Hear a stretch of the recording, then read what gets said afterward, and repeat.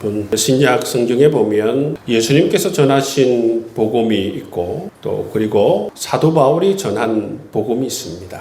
지난주 우리 함께 예수님께서 전한 복음의 내용에 대해서 함께 나누었죠, 그죠? 그리고 오늘은 사도 바울이 전한 복음의 내용에 대해서 함께 나눌 것입니다. 여러분, 예수님께서 전한 복음, 그 복음의 의미와 또 사도 바울이 전한 이 복음의 의미를 또 우리가 잘 알고 깨닫고 뿐만 아니라 예수님께서 전한 이 복음과 사도 바울이 전한 이 복음의 연관성, 또 어떤 의미가 있는지 우리 함께 말씀을 통해서 함께 나누도록 하겠습니다. 우리가 함께 말씀을 나누는 게 제가 영상으로 찍어서 올리기 때문에 다시 한번 봐도 되지만 오늘 말씀을 들을 때에 집중해서 그렇게 한번 들어주시면 좋겠습니다. 지난주 우리가 예수님께서 선포하신 복음에 대해서 함께 말씀을 나눴는데요. 그 예수님께서 선포하신 복음의 내용을 보면 어떤 내용이 있습니까? 때가 찼고 하나님 나라가 가까이 왔으니 회개하고 복음을 믿으라. 이 말씀이 바로 예수님께서 선포하신 복음의 내용입니다. 이 말씀이 우리에게 복음이 되는 이유가 무엇일까? 이 복음의 이유를 알기 위해서는 그 당시 역사적 배경을 아는 것이 필요하다고 말씀드렸죠. 그때 여러분, 이 이스라엘은 어떤 상황이었는가 하면 정말 오랜 세월 동안 하나님 말씀이 들리지 않는 영적 암흑기 400년이라는 세월을 보낸 상태였어요. 뿐만 아니라 이스라엘 어떤 상황이었습니까? 외세의 침략으로 말미암아 수백 년 동안 나라를 잃고 수백 년 동안 종살이를 하면서 심각한 고통 가운데 있었다라는 것이죠. 그들은 이러한 고통 가운데에서 메시아를 기대하면서 그 메시아 대망사상이라고 하거든요. 메시아를 기대하면서 메시아께서 오셔서 우리를 이 고통 가운데에서 건져달라고 그렇게 간절히 기도하던 그런 상황이었어요. 근데 여러분, 오늘 말씀 보면 우리가 함께 나눈 게 뭡니까? 때가 찼다 말씀하고 있습니다. 드디어 때가 되어서 하나님께서 다시 마음을 돌이켜 주셨다라는 것이죠. 여러분, 복음이 예수님께서 선포하신 복음의 핵심 메시지는 뭐냐면 때가 되어서 하나님께서 우리를 향해서 마음을 돌이켜 주셨다라는 사실입니다. 그리고 하나님께서 우리 인간을 위해서 새로운 비전을 세우시고 새로운 뜻을 세우시고 또 새로운 하나님 나라를 위한 그런 백성들을 불러 모으기 위한 그런 계획을 하나님께서 세워주셨다라는 것입니다. 그게 바로 예수님께서 선포하신 복음의 내용이에요. 그렇기 때문에 하나님께서 이러한 새로운 마음을 품으시고 새로운 계획을 세우셔서 새로운 하나님 나라를 위해서 새로운 백성들을 불러 모으기로 하셨으니까 그 마음을 다시 하나님께서 가지셨으니까 뭐라고 합니까? 회개하고 복음을 믿으라. 그렇게 말씀하시는 것을 볼 수가 있어요. 이것이 바로 예수님께서 선포하신 복음의 내용입니다. 여러분, 하나님과 인간 사이에 맺은 언약은 쌍방 언약이에요. 쌍방 언약. 결혼의 여러분 언약도 어떻습니까? 쌍방 간의 언약이죠. 똑같습니다. 이 쌍방 간의 언약이라는 것은 어떤 의미가 있습니까? 한쪽이 그 언약을 파기하면 그 언약이 깨어지는 거예요. 근데 여러분, 우리가 하나님과 쌍방 언약을 맺었는데 인간이 먼저 범죄함으로 말미암아 어떻게 되었습니까? 하나님과의 언약을 깨버렸어요. 그러고서도 하나님께서 언약을 깨지 않고 계시는 것을 당연하게 여기면 안 된다는 사실입니다. 그건 당연한 게 아니에요.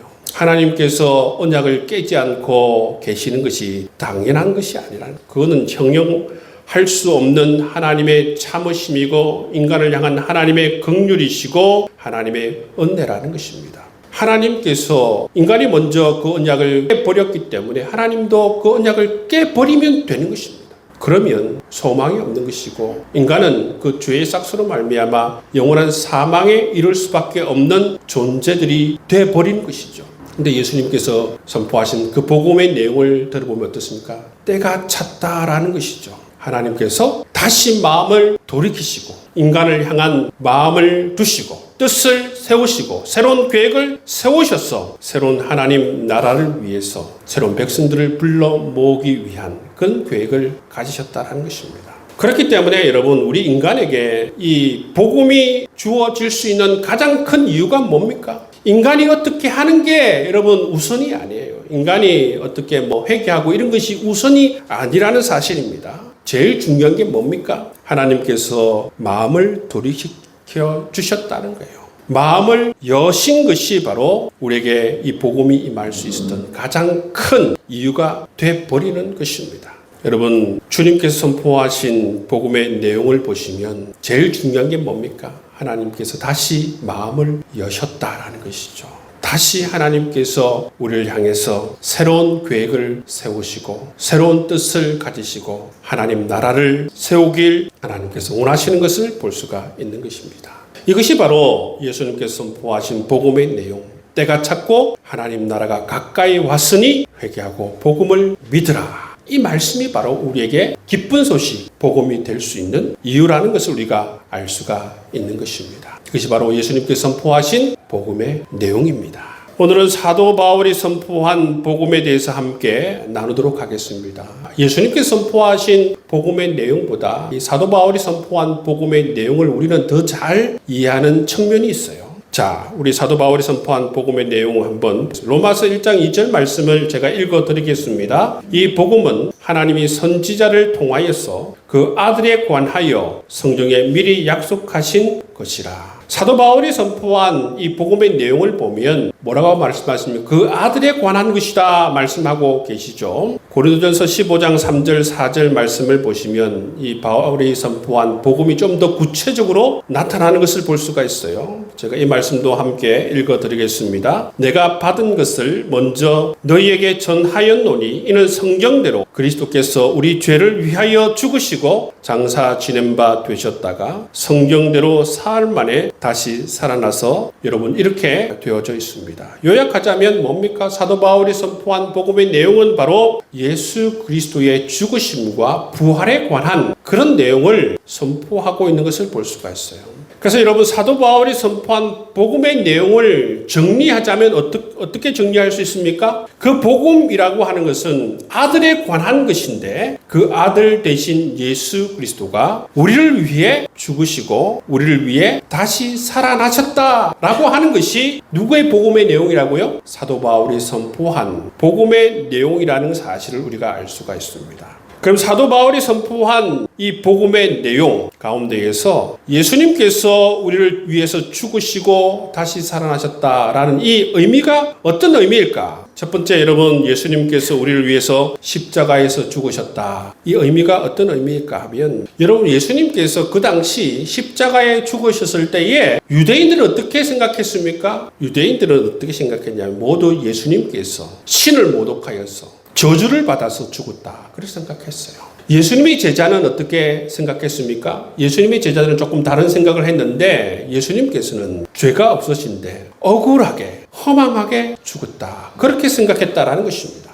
여러분 이런 생각을 그 유대인과 예수님의 제자들이 그런 생각을 한 것을 볼 수가 있습니다. 근데 여러분 예수님의 죽음에 대해서 이사야서 53장 5절 6절 말씀에 어떻게 예언되어져 있습니까? 자, 그 말씀을 보면 예수님의 죽음은 단순한 죽음이 아니라 이 이사야서 53장 말씀이 성취되어진 죽음이라고 말씀하고 있습니다. 5절 6절 말씀을 제가 봉독해 드리겠습니다. 그가 찔림은 우리의 허물 때문이요 그가 상함은 우리의 죄악 때문이라. 그가 징계를 받음으로 우리는 평화를 누리고 그가 채찍에 맞음으로 우리는 나음을 받았도다. 우리는 다 양 같아서 그릇 행하여 각기 제 길로 갔거늘 여호와께서는 우리 모두의 죄악을 그에게 담당시키셨도다. 말씀하고 있어요. 그러니까 예수님의 이 죽음은 이사야서 53장에 나오는 말씀처럼 단순한 죽음이 아니라는 사실입니다. 단순한 죽음이 아니라고 어떤 의미를 가지고 있습니까? 이 예수님의 죽음은 인류의 죄를 위한 대속적 그러한 죽음임을 우리에게 말씀해 주고 있다는 거예요.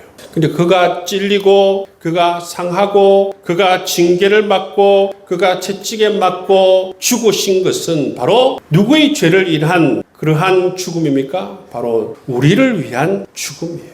이것이 바로 대속적 사건임을 말씀하고 있습니다.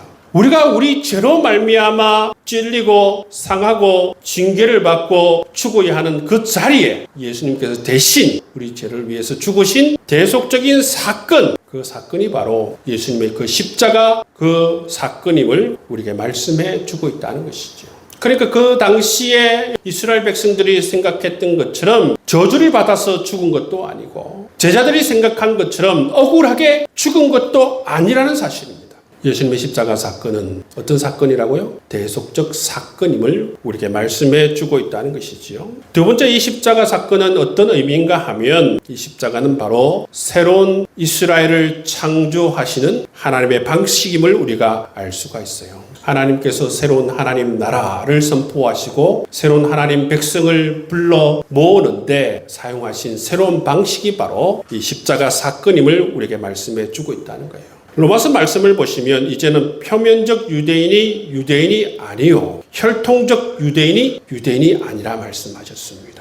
그렇기 때문에 여러분, 새로운 이스라엘 백성들은 어떻게 창조되는 것입니까? 새로운 이스라엘 백성들은 바로 이 하나님의 관계가 회복되어야만, 그리고 이 인간의 죄의 문제가 해결돼야만이 어떻게 될 수 있습니까? 새로운 이스라엘 백성들이 될 수가 있다는 것이죠. 근데 여러분, 새로운 이스라엘 백성이 될 수 있는 유일한 길, 그러니까 이 깨어진 하나님과의 관계가 회복되어지고 인간의 죄의 문제를 해결할 수 있는 유일한 길이 뭡니까? 그것이 바로 예수 그리스도의 십자가 대속의 사건, 그 사건을 믿음으로 말미암아 우리가 죄 사함 받고 새로운 하나님의 백성이 될 수 있다라는 사실이지요. 여러분, 이것이 바로 예수님께서 우리를 위해서 죽으시고 이 의미가 바로 이러한 의미라는 것입니다. 그래서 예수님께서 우리를 위해서 사흘 만에 다시 살아나셨다. 이 예수님의 이 부활의 복음은 어떤 의미인가? 여러분, 좀 전에 말씀드렸지만 예수님께서 죽으셨을 때에 사람들은 어떻게 생각했습니까? 유대인들은 하나님께 저주를 받아서 죽었다. 그렇게 생각했어요. 그렇게 생각하고 그 다음에 예수님의 제자들은 어떻게 생각했다고요? 예수님의 제자들은 그냥 억울하게 돌아가셨다. 모든 것이 그냥 끝나버렸다. 그렇게 생각했다는 것입니다. 근데 여러분, 이러한 그 시대의 유대인들의 생각 그리고 예수님의 제자들의 생각을 바꾸는 계기가 뭡니까? 여러분, 예수님의 부활의 사건이 바로 이 예수님의 제자들의 이런 생각들을 완전히 바꾸는 그런 계기가 되었다라는 사실이요. 그 당시에 예수님 제자들은 어떻게 생각했다고요? 예수님은 억울하게, 허망하게 돌아가셨다. 그렇게 생각했다는 것입니다. 근데 여러분, 예수님께서 부활하심으로 말미암아 어떤 생각을 가지게 되었냐면 제자들은 예수님께서 억울하게, 허망하게 돌아가신 것이 아니구나. 뿐만 아니라 그들은 예수님께서 부활하신 이후에 예수님께서 공생의 가운데 하신 모든 말씀 그리고 행하신 모든 일들이 이제 깨닫기 시작되었다는 것입니다. 이 부활의 빛에 의해서 모든 말씀들, 예수님께서 하신 모든 말씀들이 이제 이해가 되어지고 예수님께서 행하신 모든 사건들이 그렇게 새롭게 다가와 주는 것을 그들은 깨닫게 되었다는 사실입니다. 여러분, 예수님께서 부활하심으로 말미암아 모든 것이 바뀌어지기 시작했다는 거예요. 만약에 예수님께서 부활하지 않으셨다면 어떻게 되었습니까? 기존에 가지고 있던 생각대로 예수님께서 억울하게, 허망하게 돌아가셨구나. 우리가 3년 동안 행하였던 모든 것은 그냥 거품처럼, 물거품처럼 모든 것이 사라져 버렸구나. 그렇게 여러분 생각할 수 있었다라는 사실입니다. 여러분, 이 모든 것을 바꾸는 계기가 된 것이 뭡니까? 바로 예수 그리스도의 부활의 사건이라는 것입니다. 부활의 사건으로 말미암아 이 모든 것을 바꾸시고 예수님께서 행하신 모든 말씀과 하신 모든 일들이 정말 그것이 옳다라는 것을 증명한 사건이 바로 예수님의 부활의 사건임을 우리에게 보여주고 있다는 것입니다. 여러분, 이 신약에 보면 두 가지 복음이 있다고 그랬죠, 그죠? 두 가지 복음의 내용이 있는데 그 한 가지 복음은 바로 예수님께서 선포하신 복음이고 또 하나는 뭡니까? 사도 바울이 선포한 복음이에요. 그 복음의 내용이 다릅니다. 예수님의 선포하신 복음의 내용은 뭡니까? 때가 참에 하나님 나라가 가까이 왔다라는 것이죠. 그것이 예수님께서 선포한 복음의 내용입니다. 그렇지만 사도 바울이 선포한 복음의 내용은 뭡니까? 예수님께서 우리를 위해서 죽으시고 예수님께서 우리를 위해서 사흘 만에 부활하셨다라는 것이 바로 예수님께서 선포하신 복음의 내용이에요. 이 복음의 내용이 다르지 않습니까? 다른 이유가 뭐냐면 첫 번째는 뭐냐면 이 시기가 다릅니다. 어떤 시기가 다르냐면 예수님께서 선포하신 복음은 예수님께서 십자가에서 죽으시고 부활하시기 전에 있었던 그러한 내용이고, 사도 바울이 선포한 복음의 내용은 언제입니까? 예수님께서 십자가에 죽으시고 부활하신 이후에 여러분 주어진 복음의 내용이기 때문에 복음 내용이 달라요. 그럼 이 복음에 예수님께서 선포하신 복음과 사도 바울이 선포한 이 복음, 어떤 연관성을 가지고 어떻게 연결될 수 있는가, 이것을 한번 정리해 보겠습니다. 이것이 굉장히 연관성이 있고 연결성이 있어요. 예수님께서 선포하신 이 복음 있죠? 때가 찼고 하나님 나라가 가까이 왔으니 회개하고 복음을 믿으라. 이 말씀, 그것은 바로 하나님께서 인간의 범죄에도 불구하고 언약을 깨버리지 않고 마음을 돌이켜서 새로운 하나님 나라와 새로운 하나님 백성을 불러 모으시겠다는 복음의 약속이자 복음의 선언에 해당한다. 그렇게 말씀할 수 있겠습니다. 예수님께서 선포하신 이 복음은 복음의 약속이자 복음의 선언에 해당한다. 그렇게 말씀드릴 수 있어요. 그럼 이 사도 바울이 선포한 이 십자가 복음, 이 복음은 어떤 의미냐면 어떻게 하면 새로운 하나님의 백성이 될 수 있습니까? 이 질문에 대한 대답인 것입니다. 어떻게 하면 하나님의 백성이 될 수 있습니까? 하나님 백성이 될 수 있는 길은 어떤 길이라고요? 예수님께서 우리 죄를 대신 지시고 십자가에 돌아가셨다는 이 사실을 믿음으로 말미암아 새로운 하나님 나라의 백성이 될 수 있습니다. 그렇기 때문에 예수님께서는 복음에 대한 약속과 선언을 해주셨다라고 한다면 사도 바울이 선포한 이 십자가 복음은 무엇을 의미하는 것입니까? 이렇게 하면 하나님 백성이 될 수 있다라는 복음의 성취에 관한 말씀이라는 것입니다. 이렇게 하면 하나님 백성이 될 수 있다. 그러니까 십자가로 말미암아 예수님께서 우리 죄를 대신 지셨다라는 이 사실을 믿음으로 말미암아 우리는 하나님 백성이 될 수 있습니다. 이것은 바로 복음의 성취에 관한 내용이고, 사도 바울이 선포한 이 부활의 복음은 어디에 해당되느냐 하면 바로 이 복음이 확실하다라는 것을 보증해 주는 것이 바로 이 부활의 복음이라는 사실을 우리가 알 수가 있다는 것입니다. 정리를 하자면 예수님께서 선포하신 복음은, 하나님 나라가 가까이 왔다는 이 복음은 복음에 대한 약속이자 선언에 해당하는 말씀이라고 한다면, 사도 바울이 선포한 십자가 복음, 부활의 복음은 복음의 성취와 이 복음이 성취되는 것을 보증하는 그러한 역할을 하는 것을 우리가 볼 수가 있다는 것입니다. 여러분, 이렇게 예수님의 복음과 사도 바울의 복음은 이렇게 연결되어져 있어요. 이렇게 연결되어져 있다는 것입니다. 이 두 복음이 무엇을 사이에 두고 이렇게 연결되어져 있습니까? 예수님의 십자가 사건과 부활의 사건을 기점으로 이렇게 연결되어져 있어요. 그래서 이 두 복음의 내용을 보면 이런 연관성이 있고, 이 복음이 최종 완성을 향하여서 복음의 내용이 전진되어지고 발전되어져 나가는 것을 우리가 볼 수가 있다는 것이죠. 여러분, 우리가 신앙생활 하면서 예수님께서 선포하신 복음의 내용 따로, 사도 바울이 선포한 복음의 내용 따로, 어떻게 보면 예수님이 선포하신 복음의 내용을 듣고서도 이것이 어떻게 해서 복음이 되는가 잘 모르고 그냥 사도 바울이 선포한 이 복음, 십자가의 복음과 부활의 복음을 우리가 주로 들으면서 이렇게 하면 죄 사함 받고 하나님의 자녀가 되는구나, 단순히 그렇게 우리가 이해할 경우가 많아요. 근데 여러분, 우리가 예수님께서 선포하신 이 사복음서를 우리가 이해하기 위해서는, 이 복음의 내용을 이해하기 위해서는 바로 예수님께서 이 복음을 선언하시고 약속하신 것이다. 뿐만 아니라 사도 바울이 선포한 이 십자가 부활의 복음은 이 복음이 성취되는 길과 이 복음이 확실하다는 것을 우리에게 말씀해 주고 있다는 것을 전체를 우리가 알게 되면, 우리가 신약 성경을 읽을 때에 이 복음이 어떻게 연결되는지를 우리가 깨달을 수 있다는 것입니다. 여러분, 이해하시겠습니까? 예수님께서 선포하신 복음은 이 복음의 선언이자 복음에 대한 약속이다. 사도 바울이 선포한 이 십자가 복음과 부활의 복음은 복음의 성취와 이 복음이 확실하다는 보증을 우리에게 말씀해 주고 있다. 그렇게 이해하시면 되겠습니다. 여기서 우리가 한 개 짚고 넘어가야 할 것이 뭐냐면, 우리 복음을 생각할 때 주로 어떤 복음에 우리가 치중해서 생각하는 경향이 있습니까? 사도 바울의 십자가 복음, 이걸 많이 생각한다는 것이죠. 근데 여러분, 예수님께서 선포하신 이 복음을 우리가 등한히 여기면 안 된다는 사실입니다. 여러분, 예수님께서 선포하신 복음의 메시지가 뭡니까? 하나님의 나라가 가까이 왔다는 것입니다. 하나님께서 오셔서 다시 우리를 하나님의 자녀 삼으시고 하나님께서 다시 우리를 다스려 주시겠다고 하는 것이 바로 예수님께서 선포하신 이 복음의 내용입니다.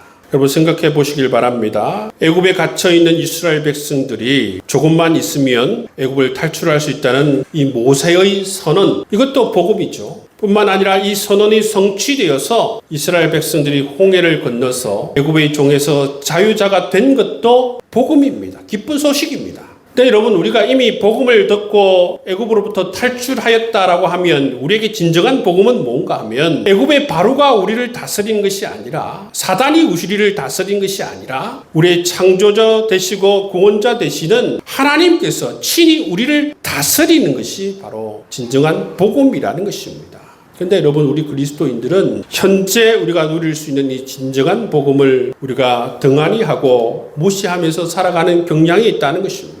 여러분, 이 복음을 무시하게 되면 어떻게 되는가 하면 하나님의 이 통치를 무시하게 되면 어떤 일들이 일어나는가 하면 삶에서 매일 불평불만하며 이 이스라엘 백성들처럼 바로가 다스리는 애굽을 동경하는 그런 삶을 살게 된다는 것이죠. 옛날에 내가 예수를 안 믿을 때가 좋았는데, 하나님 말씀을 몰랐을 때가 좋았는데, 내 마음대로 살 때가 좋았는데, 이런 말들을 하게 되는 그런 경향이 있다는 것이죠. 하나님이 우리를 통치하고 다스리는 것이 진정한 복음이라고 그것을 깨닫지 못한다면 이런 삶을 살아갈 수 있다는 것입니다. 에베소서 2장 2절에서 3절 말씀을 봉독해 드리겠습니다. 그때 너희는 그 가운데에서 행하여 이 세상 풍조를 따르고 공중의 권세 잡은 자를 따랐으니 곧 지금 불순종의 아들들 가운데에서 역사하는 영이라. 전에는 우리도 다 그 가운데에서 우리 육체의 욕심을 따라 지내며 육체와 마음이 원하는 것을 하여 다른 이들과 같이 본질상 진노의 자녀이었더니 말씀하고 있습니다. 전에 우리는 어떤 존재라고요? 이 세상 풍조를 따르고 공중의 권세 잡은 자를 따르고 우리 육신의 욕심을 따라 지내며 살았던 본질상 진노의 자녀였다 말하고 있습니다. 여러분, 이런 삶이 좋습니까? 영적인 눈을 뜨고 우리 옛 사람을 바라보면 기가 막히는 것입니다. 여러분, 가장 사악한 로마 황제 네로가 우리의 왕이면 좋겠습니까? 가장 사악한 여러분 이 사단 마귀가 우리의 왕이면 좋습니까? 여러분, 우리에게 진정한 복음이 뭐냐면 하나님께서 마음을 돌이켜서 우리를 다시 다스려 주시겠다는 거예요. 우리의 왕이 되어서 하나님께서 우리를 다스리실 때에 그 하나님의 통치 가운데에서 참된 행복과 기쁨과 평안을 누릴 수가 있는 것입니다. 그 하나님의 말씀이 인도하는 그 길을 걸어갈 때에 여러분, 우리에게 정말 푸르주장과 맑은 시냇물가가 허락이 되는 거예요. 하나님이 아니라 우리 옛사람을 다스리던 사단이 우리를 다스리게 되면, 통치하게 되면 어떤 일이 주어지는 것입니까? 우리의 삶에 고통의 삶과 저주의 삶이 여러분 계속 뒤따를 수밖에 없다는 것이죠. 그렇기 때문에 우리 날마다 이렇게 기도해야 하는 것입니다. 하나님, 나를 다스려 주옵소서. 하나님 말씀으로 나를 통치하여 주옵소서. 여러분, 우리가 하나님의 온전한 통치를 받을 때에 하나님 말씀처럼 우리 영혼이 잘되고 범사가 잘되고 형통한 복이 있으리라 믿습니다. 여러분, 사도 바울이 선포한 이 십자가 복음과 부활의 복음으로 말미암아 새로운 하나님 백성 된 우리가 어떻게 해야 되느냐 하면 예수님께서 선포하신 복음의 내용처럼 하나님께서 오셔서 우리 전 삶을 다스려 달라고, 말씀으로 우리를 통치해 달라고 그렇게 간절히 기도할 수 있는 여러분 될 수 있기를 주님의 이름으로 축복합니다. 우리 지난주에 함께 나누었던 예수님의 복음과 또 오늘 사도 바울이 전한 복음, 또 예수님의 복음과 사도 바울이 전한 이 복음의 내용이 어떤 연관성을 가지고 있는지 함께 나누었습니다. 그리고 사도 바울의 이 십자가 복음과 부활의 복음이 우리에게 어떻게 복음이 되는 길이며 하나님께서 통치하시며 하나님께서 다스리는 이 복음이 정말 우리에게 어떠한 축복이 되는지 함께 말씀을 나누었습니다. 여러분, 이 말씀을 온전히 이해하고 깨달아서 이 복음을 잘 알고 깨달아서 이 복음을 누릴 수 있는 여러분의 삶이 될 수 있기를 주의 이름으로 축복합니다.